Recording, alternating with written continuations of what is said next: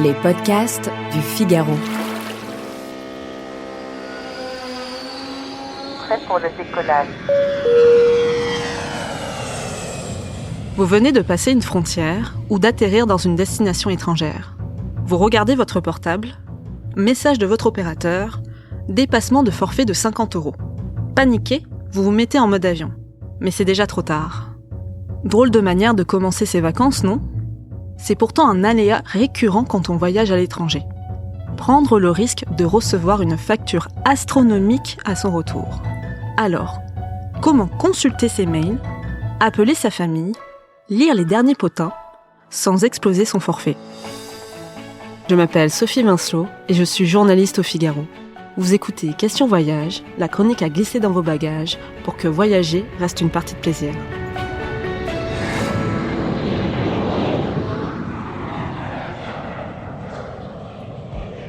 Un premier réflexe pour éviter le hors-forfait, assurez-vous que vous pouvez capter gratuitement à l'étranger. Autrement dit, que le coût des SMS et des appels sera minime. C'est possible de le vérifier sur le site des différents opérateurs. Si ce n'est pas compris dans votre forfait, désactivez vos données à l'étranger dans les paramètres de votre téléphone. De manière générale, Orange, Free ou SFR proposent des services à l'étranger. En effet, depuis 2017, les frais d'itinérance ou roaming, c'est-à-dire ces frais que les utilisateurs de téléphones mobiles pouvaient payer quand ils voyageaient, n'existent plus au sein de l'Union européenne. Ils sont inclus dans la plupart des forfaits. Attention tout de même, tous les forfaits ne se valent pas et certains peuvent être très limités à l'étranger, même en Europe. Hors Union européenne, l'achat d'un forfait prépayé peut s'avérer utile, surtout pour ne pas dépendre du Wi-Fi de son hôtel ou encore des Wi-Fi publics.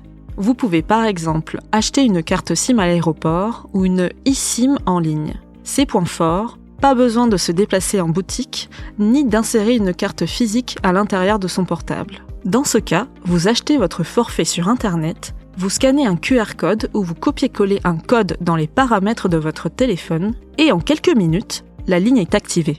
La eSIM offre les mêmes services qu'une carte SIM normale. Mais attention, ce service n'est pas disponible pour tous les téléphones. Seuls les smartphones dernière génération peuvent en bénéficier.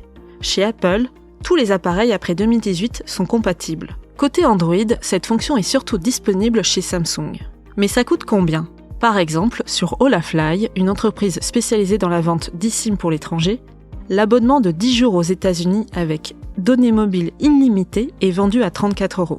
Attention, ça n'inclut pas les appels et les SMS. Seules les applications ayant recours à Internet comme WhatsApp peuvent être utilisées. Et aux joies de la technologie, certains téléphones peuvent avoir plusieurs eSIM, utiles quand on voyage dans différents pays. Pour ceux qui ne peuvent pas bénéficier du service ou qui voudraient faire quelques économies, reste le plaisir simple de laisser son portable au fond du sac et de voyager sans être constamment déconcentré. Merci d'avoir écouté ce podcast. Vous pouvez nous retrouver sur le site du Figaro et sur toutes les plateformes d'écoute. À bientôt.